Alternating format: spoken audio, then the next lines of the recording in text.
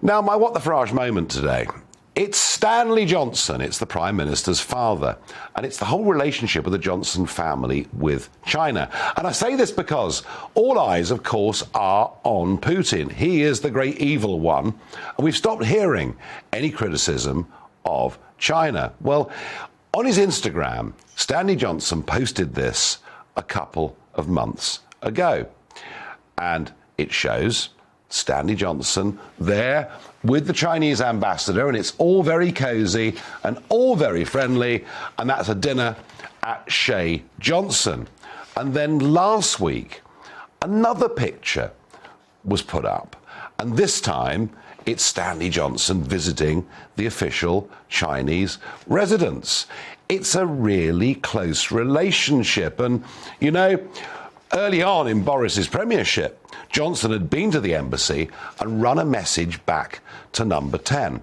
Now, he was on Talking Pints with me last July, and I asked him this question about Hong Kong.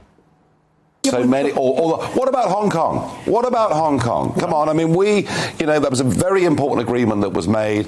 Autonomy till 2047. They've broken it in every way, Stanley. Hong Kong, I've been going to Hong Kong since 1961. I understand completely what you were saying. And of course, the 1997 agreement needs to be respected.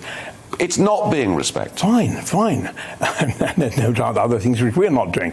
But there's no point in saying we're going to send our warships to take on the Chinese Navy. It doesn't make sense. No, Stanley, we're going to disagree on that.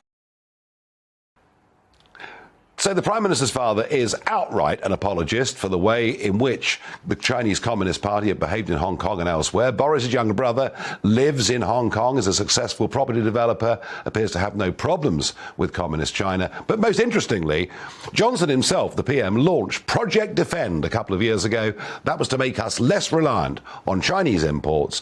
It would appear a letter from the Foreign Office Minister, Lord Ahmed, last week, that has now been dropped.